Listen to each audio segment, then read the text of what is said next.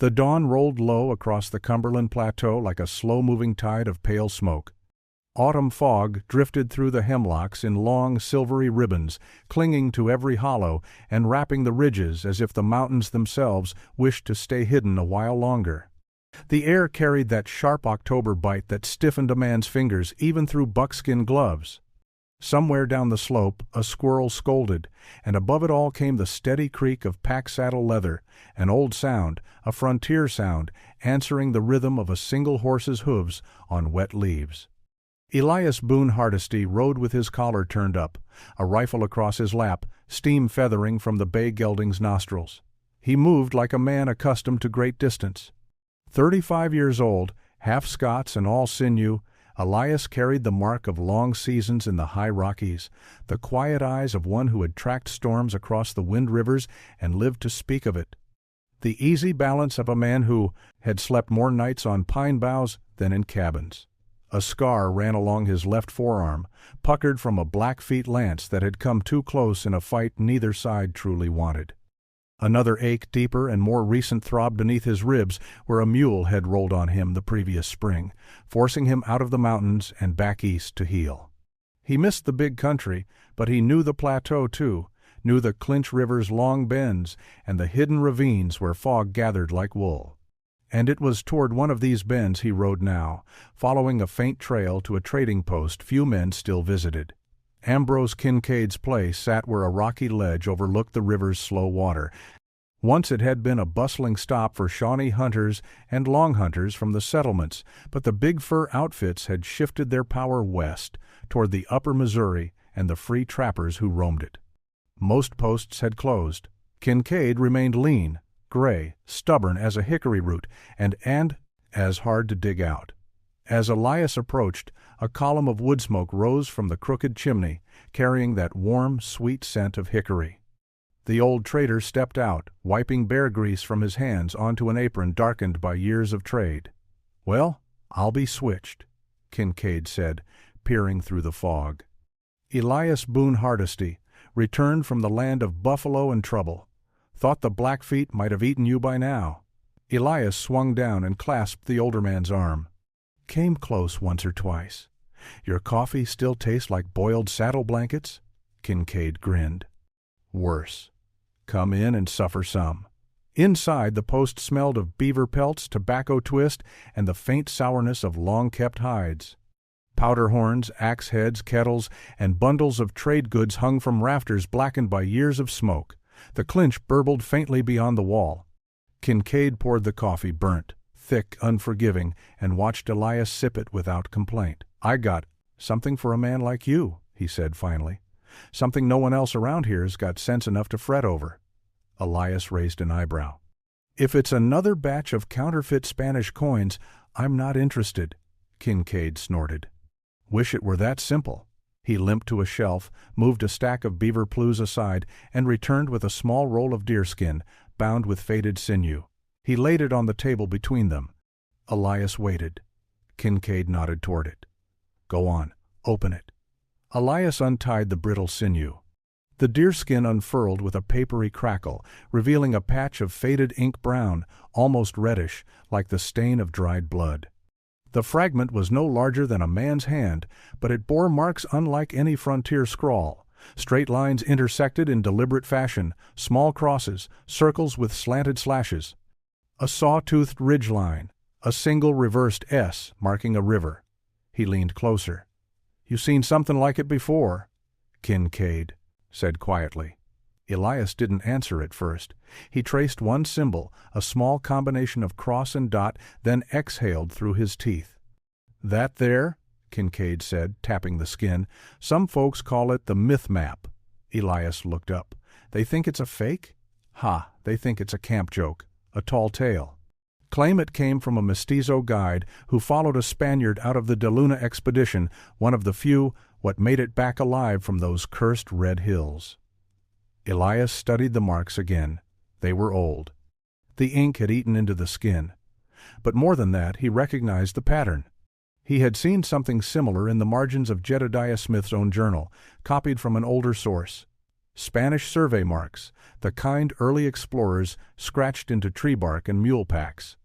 "These symbols," Elias said, tapping a small triangle with 3 slashes. "You know what this means?" Kincaid shrugged. "Means trouble, if you ask me. It's a surveyor's elevation mark. Same style Devoto described from Soto-era engravings. And here, look, this curved sign. Spanish use that to show a river that changes color after storms. You see the slanted gash? That's a mineral source. Iron, maybe copper, maybe something else." Kincaid eased into a chair, face unreadable. "Everybody around here," he said, "thinks the Spaniards never got far into these hills. But the Cherokee have stories older than any of our folks' cabins. They speak of men with beards and chains, men who dug at the red soil until the earth bit back." Elias folded the map fragment again. His heartbeat was steady, though something in his chest began to press outward, an old familiar feeling, the tug of places not yet known. "What are you asking, Ambrose?" Kincaid leaned forward, voice dropping to a rasp. "Find 'em. Find the lost mines of the Red Hills. The ones them Spaniards started and never finished. You're the only man I know who's got the head and the trail sense to follow a map like that." Elias shook his head. "A scrap of hide with half the marks worn off? No hillman in these parts believes this is real." Kincaid's eyes gleamed. "But you do." He didn't answer. He didn't have to. A faint step sounded behind them. Elias turned to see a tall Cherokee hunter framed in the doorway, buckskin still wet with morning fog, a turkey feather charm tied at his wrist.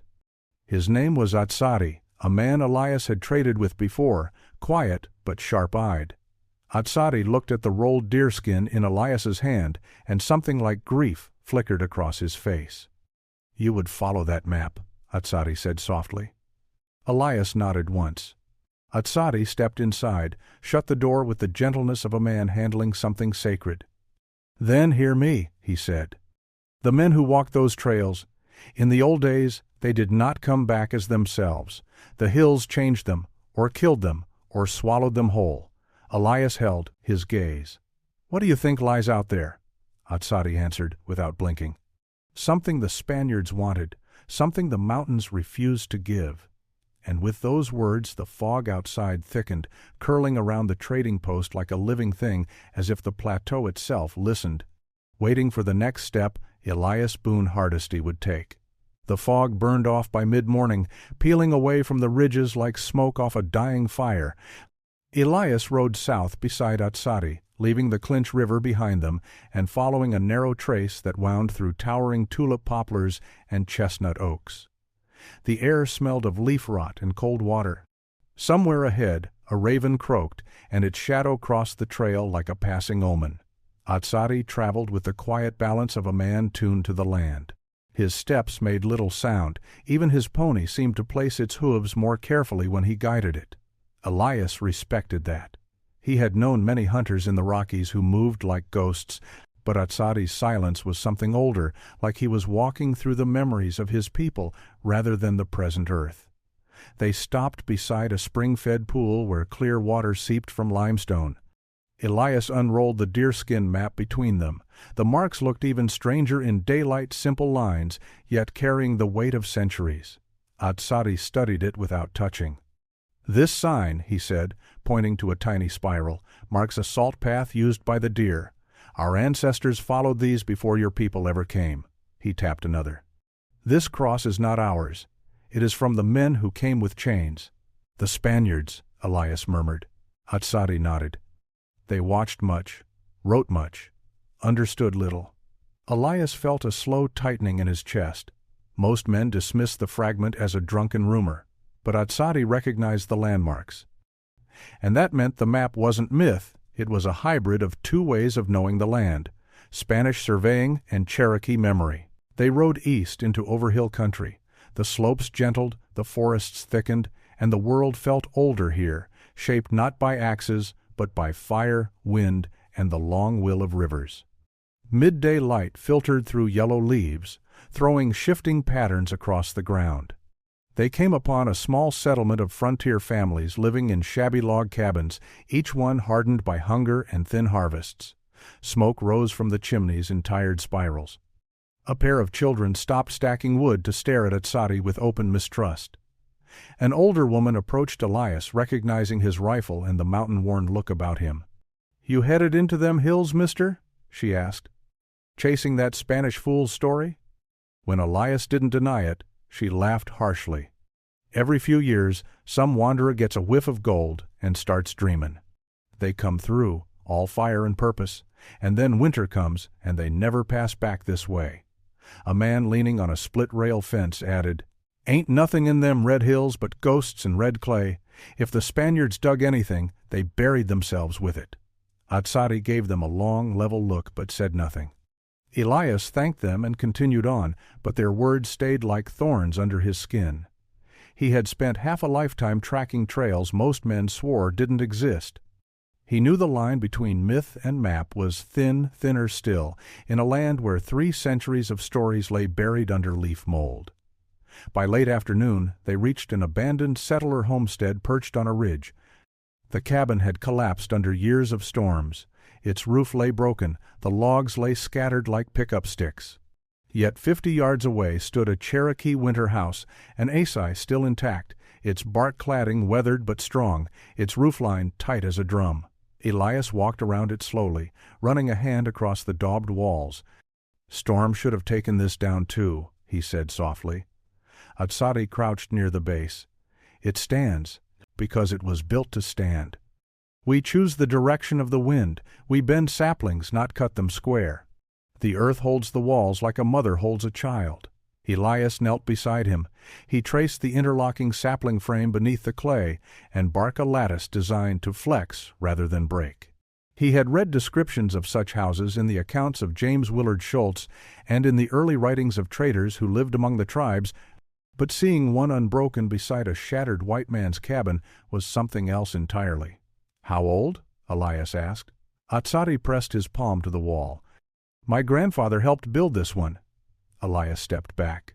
The realization crawled up his spine like cold water. Settlers had been carving the plateau for decades, yet this humble, earth-banked shelter had outlasted every axe-hewn structure around it. "What else did your people build?" Elias murmured, "that we overlooked?" Atsari watched a hawk circle above the ridge before, answering, "Many things. You look for gold in the ground. Our elders look for what keeps men alive." The implication hung between them like a drawn bowstring. As the sun dropped behind the mountains, Elias spread the deerskin map across the ground again. The ink caught the last light, turning reddish, almost like living blood. The jagged ridgeline, drawn by the 16th century hand, matched the silhouette of the hills before them. A crooked river symbol bent exactly as the valley stream bent beneath their feet. "It's right," Elias whispered, "close enough to be real." Atsari rested one hand on the hilt of his small hunting knife. "Then tomorrow," he said, "we follow it." But before Elias rolled up the map, Atsari placed 2 fingers atop the deerskin. "I give you warning again," he said quietly, eyes fixed on the inked marks as though seeing ghosts rising from them. "Those men who chased these symbols long ago. They returned with shadows in their eyes. Some returned poisoned by the earth. Some did not return at all." Elias felt the hair on his arms rise. "What did they find?" he asked. Atsari shook his head once. "Something the mountains took back. Something not meant for Spaniards, maybe not meant for any man. The forest swallowed the last of the daylight, and the trail into the red hills waited, silent as a held breath. The morning broke cold and brittle, the kind of cold that snapped twigs underfoot like gunfire. Elias and Atsari moved deeper into the foothills, following the deerskin map's crooked markings through hollows where frost clung to cane thickets and the air smelled of iron-rich clay. The terrain began to change, subtle at first, then unmistakably. The ridges grew redder, streaked with exposed banks of hematite that glimmered beneath the leaves like hidden embers. Even the creek beds were tinged rust-brown, exactly as the Spaniards had noted. By noon the sky darkened. A low wind pushed through the poplars, cold as a knife edge. Atsari halted without a word. Elias felt it too, a heaviness, a pressure in the air that old trappers learned to read. A storm was coming, not a gentle autumn shower, but something hard and wild. "We need shelter," Elias said. Atsari nodded. This way. They descended into a narrow valley where a trickle of water wound through frost-killed grass. Ahead stood a small grouping of structures, one log cabin slumped and roofless, and beside it, almost hidden among sumac and alder, a Cherokee assi, a winter house, its earth-clad walls rising like a rounded mound from the ground. A man and woman worked frantically near the wrecked cabin, trying to cover broken rafters with a canvas sheet already whipping in the wind. The man's face was pinched with worry. The woman's hands trembled with cold. "We can help," Elias called. The man turned, relief clear as sunlight. "Storm's comin' fast. Roof blew in last winter. I ain't had time nor timber to fix it." Atsari walked past the ruined cabin and stopped beside the Cherokee structure. He ran a palm over the bark shingle roof, checking for loose lashings. "You stay in this," he told the settlers. "Not that," the woman frowned. "In that mound of dirt?" Atsari didn't answer. He simply lifted the bark flap door and gestured them inside. Elias followed. At once he felt the temperature difference. The air inside the assi was warmer than the outside wind, as if the earth itself exhaled gentle heat. The structure was simple but masterfully engineered, a domed frame of bent river cane lashed with rawhide, packed with clay mixed with grass and pine needles, all capped with bark that shed water like a turtle's shell. A shallow pit in the center held a banked fire, and a smoke hole vented cleanly overhead. "It ain't much to look at," the settler man muttered, though awe tinged his voice. "But damned if it ain't warmer." Atsari crouched by the fire pit and spread the coals with a stick. Elias sat across from him, listening to the storm gather outside. Wind clawed at the cabin nearby with growing ferocity, rattling loose boards like bones. A moment later the sky cracked open. The storm hit the valley with a roar, rain pounding, wind shrieking through the branches. The log cabin shook violently, a piece of roof timber clattering to the ground. Elias watched through the narrow doorway as the structure buckled under the force of the wind. Logs rolled, the chimney collapsed in a cascade of stone, and the entire roof gave way in a final shuddering crash. The Cherokee assi did not move, not a creak, not a groan. The storm washed over it like water around a stone. The woman stared wide-eyed. How is this standing?"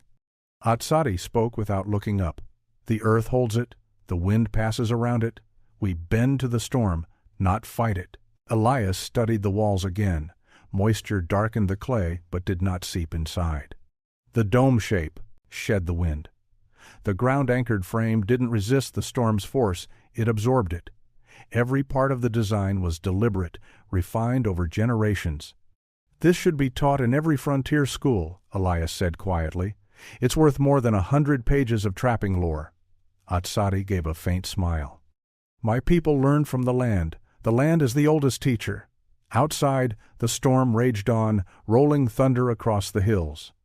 The settler man looked toward the ruins of his cabin, grief pooling in his expression. "That was everything I had," he murmured. Elias rested a hand on his shoulder. "You're alive. Timber can be cut again." They warmed themselves as the storm battered the valley for what felt like hours.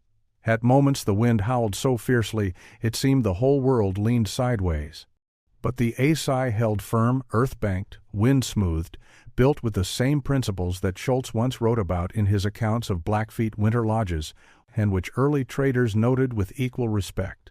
As dusk bled into the storm-dark afternoon, the wind finally weakened, rain thinned to a cold drizzle. Elias stepped outside. The valley looked wrecked. Trees lay splintered. The settler's cabin was now nothing more than a heap of sodden logs. But the Cherokee house, low, rounded, humble, stood untouched. Elias exhaled slowly. "Your people survived many winters this way. Long before the Spaniards came," Atsari replied softly. "Long before your people crossed the mountains." Elias unrolled the deerskin map under the fading light.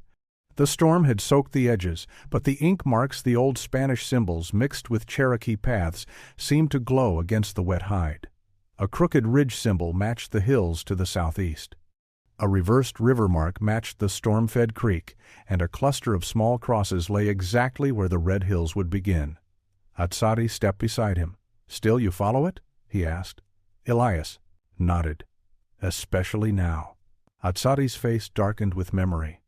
"Then I will go with you, for there are places ahead where the land keeps old wounds, and where men chasing the Spaniards' dreams lost themselves." The last roll of thunder drifted away, and the trail toward the lost mines waited washed clean by the storm, dangerous as ever. By the time dawn returned, the storm had wrung the land dry. Mist clung to the hollows like breath on cold glass, and the red hills rose ahead in bands of rust-colored clay and ironstone. Elias and Atsari moved silently along a deer trace that wound between boulders streaked with hematite. Dogs barked faintly from a distant homestead, then faded. Beyond that, the wilderness took over a deep-bellied quiet, the kind that made every snap twig sound like a rifle shot. The deerskin map guided them with unsettling precision. A crooked river mark led them to a stream that indeed bent like a bow. A ridge symbol with 7 small notches matched the silhouette of a long spine of hills rising to the southwest. The map was older than any cabin foundation in these parts, and yet it described the land as if the maker had walked it only yesterday. By mid-morning they came upon the first sign, something half buried in red clay.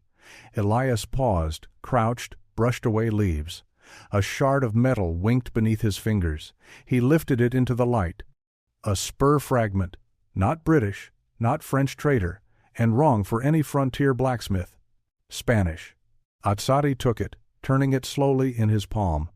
My grandfather spoke of such things. He called them the echo of the Iron Men. Elias slipped it into his pouch. We're close. They pressed deeper into the red hills. The terrain grew stranger, steep ravines choked with laurel, rocky shelves where the soil had collapsed, revealing stone with marks too straight to be natural. Elias knelt at one such outcrop. Hair-thin chisel scars ran across it in a pattern he recognized. From accounts of Soto's mining scouts, horizontal wedges meant to test the rock's hardness. "Spanish work," he murmured. Atsari squatted beside him. "They tried to open the mountain. They did not know how the mountain answers." Elias looked up. "How does it answer?" Atsari touched the stone. "By remembering." Before Elias could ask more, a thrush burst from a nearby thicket, wings fluttering in panicked alarm. Not seconds later came the crack of something heavy stepping on a dead limb. Atsari's hand slid to the knife at his belt. Elias raised his rifle slightly, scanning the bramble. 3 men emerged from behind a screen of rhododendron, lean, hard-eyed, their clothes stained with river mud.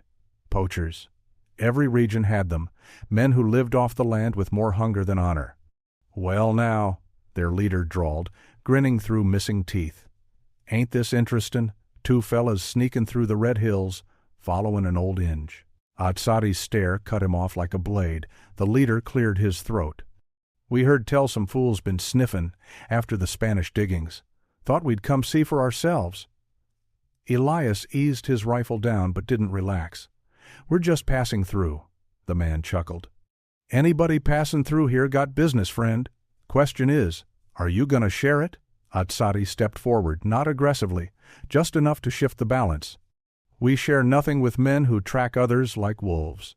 Something in his tone, or perhaps in the steady stillness of him, made the poachers falter. Their leader spat, muttered something foul, and jerked his chin. The 3 slipped back into the trees, but the unease remained.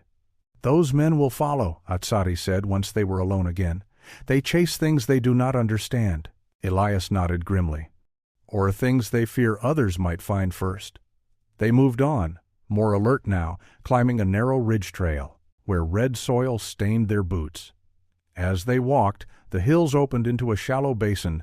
Wind combed the tall grass, and for a moment the world widened, a sweeping view of red earth, dark pines, and broken stone where sunlight gleamed like copper. It was here they found the second sign, a buried cross stake. Elias felt the breath leave him. He brushed away soil until the full wooden shape revealed itself, 2 pieces of ancient timber, bound by a rusted iron dowel. The wood crumbled at his touch. "Spanish survey marker," he whispered. "This is 16th century." Atsari said nothing. His eyes were on the trees behind them. "Someone watches," he murmured. Elias rose, hand drifting toward his rifle. But the forest held still. Only a crow flapped across the basin, giving a harsh cry. They left the survey stake and continued toward the basin wall, where a narrow ravine cleaved the ridge. The walls were sharp, almost vertical, and here again Elias saw chisel marks more deliberate this time, deeper, angled downward, as if someone once tried to widen a fissure into a proper adit. "This is it," Elias said softly. "The start of a mine." Atsari knelt, touching a fragment of black glass lying near the wall. "Trade bead," he said. "Not Cherokee, not Shawnee." "Spanish," Elias confirmed. Their scouts traded these to tribes from Florida to the Mississippi. The air shifted colder now, carrying a faint metallic tang. Atsari straightened. "This place remembers their digging. And they're dying," Elias replied. They looked at the ravine, its depth swallowed by shadow. Behind them, somewhere in the trees, a single twig snapped. Not the casual break of wildlife. A man's step. Elias and Atsari exchanged a silent glance. The poachers were back, and the trail to the lost mines was about to grow darker. The ravine narrowed as Elias and Atsari slipped deeper between its walls, the air cooling until each breath raised a faint cloud. Above them, the sky was reduced to a thin blue ribbon. The rock faces bore strange patterns, scratches, weather-worn symbols, and the unmistakable scars of metal tools. The deeper they went, the clearer the signs became. "This was no simple scouting dig," Elias murmured. "They brought teams, mules, timber." Atsari touched one of the angled chisel grooves, running his fingers along its cold edge. "They forced the mountain open," he said quietly. But they did not listen to it first. Wind funneled through the canyon with a low moaning sound that made Elias pause. It wasn't just wind. The shape of the canyon carried sound oddly, sending echoes skittering from rock to rock. Even their footsteps came back to them in warped whispers, as if unseen voices paced behind them. Atsari halted, listening. "This place speaks. My people call it the valley where men hear their own fear." Elias adjusted the rifle on his shoulder, eyes scanning the high ledges. "I don't like how narrow it's getting." "It is meant to be narrow," Atsari said. "The Spaniards followed a path we knew long before them, one made not for men, but for water." Ahead, a tumble of stone blocked the ravine floor. Moss-draped boulders lay jumbled, as though some ancient slide had dropped them in a single violent moment. Elias climbed over them, boots scraping. On the other side, he stopped dead. A hillside rose steeply to his right, nothing unusual except for one detail, a faint line of timbers jutting from the earth, half swallowed by soil. Atsari joined him, his breath caught softly. The mountain tried to bury what they made. Elias knelt and brushed aside leaves, revealing a rotted support beam. Its joinery was Spanish square tenon cut at an angle, reinforced by an iron strap eaten to flakes by rust. Beside it lay a tangle of something brittle and black. He lifted it carefully. A piece of leather. Cracked with age, the straps tied in a style he had seen only in museums and in sketches copied from early expedition accounts. "A mule harness," Elias whispered. Atsari crouched beside him. They did not flee fast. The earth took them slowly. Elias's heart thudded. "The mine entrance is here." They cleared more debris until a dark seam appeared, an artificial opening, once framed by timber, but now slumped inward. The earth exhaled a dull, cold breath from its throat. Elias felt it wash over him, like the draft from a cellar, stale, metallic, wrong. Atsari drew back. "There is bad air in that place. My grandfather spoke of it. The mountain poisons men who force themselves inside." Elias stood at the threshold, peering into the black. His fingers itched to light a torch, to see what lay beyond. Every instinct told him not to, yet every frontier impulse in him urged forward. "Just a few steps," he said. Atsari caught his arm. "No, you must listen." But men like Elias Boone Hardesty seldom listened to fear. He struck flint, to steel, lit a thin branch of pine pitch, and stepped inside. The light flickered across old timbers, warped and bowed by centuries. Beyond them, the tunnel slanted slowly downward. A few feet in, Elias knelt by a pile of rusted iron pieces of chisel, a snapped pick blade, and what looked like a cut-down adze. His heart pounded. This was proof, more than proof. A Spanish attempt at mining deep within the Appalachian wilderness forgotten for nearly 3 centuries. But as the flame burned, the air grew heavier, thick, suffocating. He inhaled once, then coughed. Twice, a burning sensation clawed at his lungs. "Ats Atsari," he rasped. Suddenly, the tunnel spun sideways. Atsari lunged inside, grabbed him under the shoulders, and dragged him backward with ferocious strength. The torch fell, sputtered, and died. Elias collapsed onto open ground, gasping, while the cold evening air filled his chest with a burning ache. Atsari knelt over him, fury and fear in equal measure. "You were dying," he hissed. "The mountain told you no.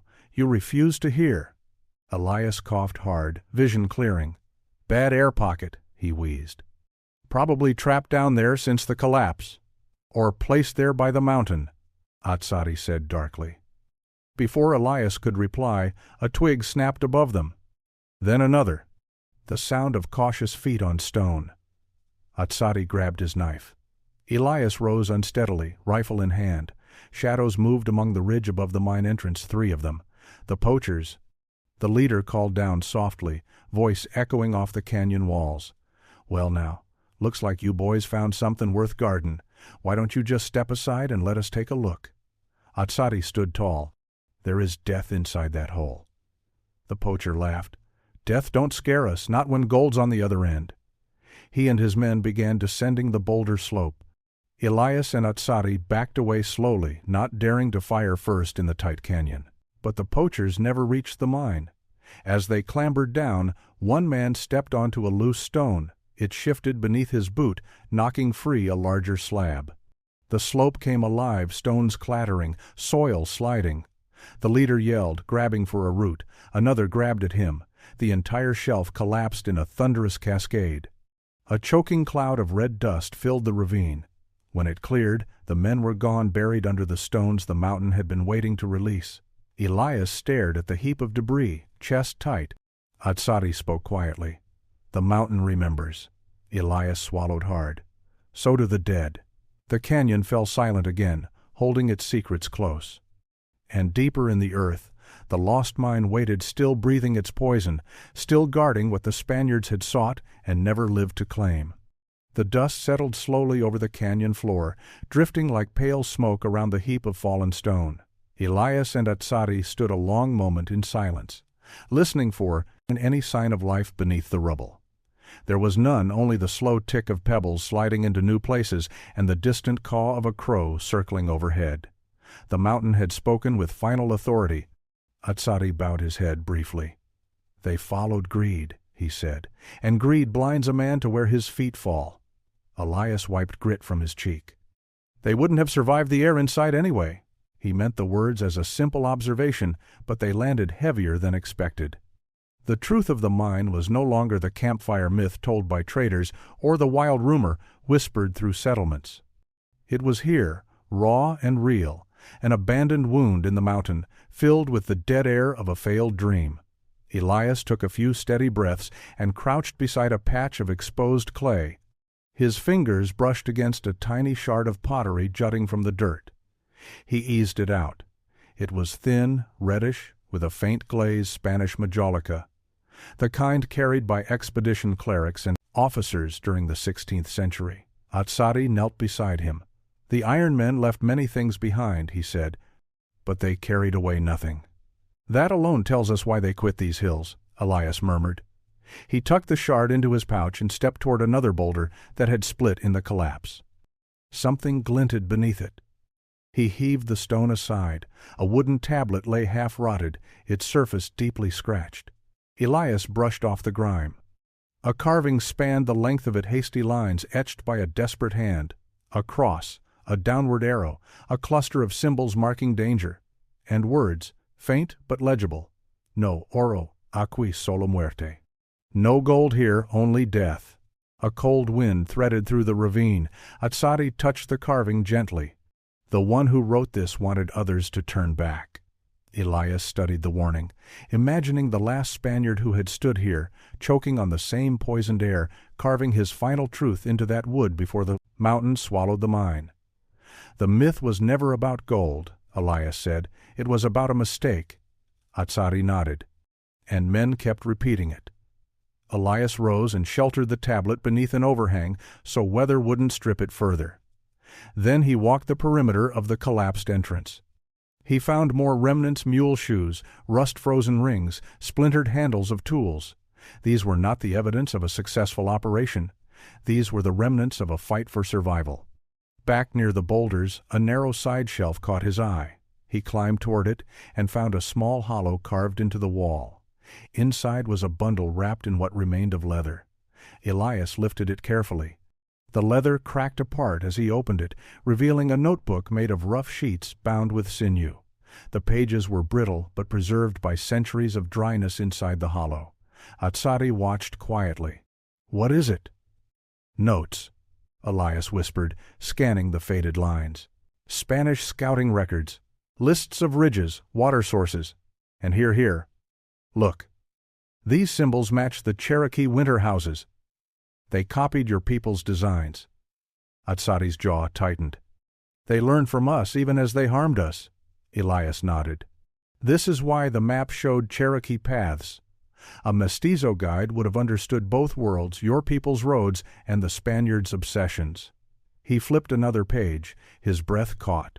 There were drawings, crude but unmistakable, of Cherokee earth lodges, of river cane shelters, of underground storage pits. Detailed, careful sketches, not of treasures, but of survival. "These were never mining logs," Elias said softly. "This man wasn't searching for gold. He was recording the land, learning how your people lived in it." Atsari leaned closer. "Why?" "Because his expedition was starving," Elias said. "Lost. Cut off. He needed the knowledge to bring his people home." Atsari studied the notebook's fragile pages. Then he was wise. "Wise enough to know the mountain held no gold," Elias replied, "and wise enough to warn those who followed." He tucked the notebook safely away. It was the most valuable thing he'd found, far more meaningful than any gold vein could ever be. It was a missing link in the tangled history of the southern wilderness, a record of two worlds colliding and learning, however briefly, from one another. They descended the ravine as the sun dipped behind the ridge, turning the red hills the color of embers. Pack horses waited at the base, shifting uneasily. Something in the air still unnerved them. Atsari gazed back toward the collapsed mine. "The mountain took its payment," he said, "and now it sleeps again." Elias nodded. "But not before it left us something worth carrying." He rested a hand on the pouch containing the Spanish notebook. The weight of it felt like a heartbeat, steady, quiet, alive. A story that had waited centuries for the right ears. As they saddled the horses, Elias looked out across the hills, their red slopes glowing in the twilight. "Tomorrow," he said, "we return to your people. They need to see this record." Atsari's eyes softened. "And what of the settlers?" Elias smiled faintly. "Let them chase myths somewhere else. Some truths aren't meant to be buried, and some myths aren't meant to be dug up." The wind shifted, carrying the scents of pine and cold earth. And as the last remnants of daylight slipped behind the red hills, Elias Boone Hardesty knew that the trail home would not just carry the story of lost Spaniards, but the first true understanding of what the mountain had been trying to say for centuries. The journey back toward Atsari's village carried a different weight than their approach. Before, they had followed the faint promise of treasure, however skeptical Elias had been. The old map still whispered possibilities. Now they carried something far more valuable, the truth carved out of stone, buried in clay, and written on fragile, centuries-old pages. The Spanish notebook stayed wrapped in oiled cloth inside Elias's pack, cradled as carefully as a newborn. For 2 days they traveled the ridges and hollows, the red hills fading behind them like a fading wound in the land. Cold nights forced them to shelter in cedar breaks, where the wind hummed through the branches in low, mournful tones. Elias filled the time by sketching the fragments of Spanish notes he feared might crumble with handling. Atsari helped, pointing out which symbols matched Cherokee trails and which matched ancient tribal resource sites, salt licks, seasonal springs, buffalo traces once known to their people. "You see now," Atsari said on the morning of the third day, "why the map was never about gold." Elias nodded. It was a guide born from two worlds, one trying to conquer, one trying to endure. Atsari let out a slow breath. And the mountain chose endurance. By midday they reached the edge of the overhill village. Smoke curled from the high winter houses. Children ran with bundled sticks. Dogs barked lazily from the shade of a pin oak. The scent of drying corn hung in the air. Several elders gathered as Atsari and Elias approached, their expressions cautious but welcoming. Among them was Sinew, an old man with a braided white queue and eyes that held the weight of many winters. Atsari bowed slightly. "We return." Sinew's gaze swept over Elias, reading him as a man reads the sky. "You walked into places the mountain tried to close," he said. "And yet you stand." Elias dismounted. "Only because Atsari pulled me back." A faint smile tugged at the elder's lips. "The mountain gives warnings in many ways. Few listen."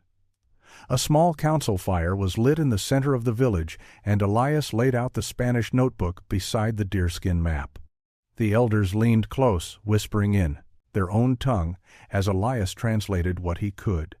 The Spanish survey symbols, the sketches of shelters, the notes about rivers that swallowed men, cliffs that echoed danger, and paths that looped like deer trails. Sinew touched the drawing of a domed winter house. His fingertip lingered. "This they understood," he murmured. "At least this." Another elder, a stern woman named Selu, studied the symbols marking dangerous slopes and bad air pockets. "They learned our warnings," she said. "But they learned too late." The council conferred in quiet voices while Elias and Atsari waited. Finally, Sinew lifted the deerskin fragment. "This was made for a man who wished to survive," he said, "not for one who wished to conquer." Elias nodded. "The mestizo guide, it must have been his hand, someone who carried your people's teachings and the Spaniards' thirst at the same time." Sinew folded the map slowly, reverently. "Then we will keep it, not as a lure for men who dig for shining rocks, but as a reminder of the price of forgetting the old ways." A soft commotion stirred at the village edge.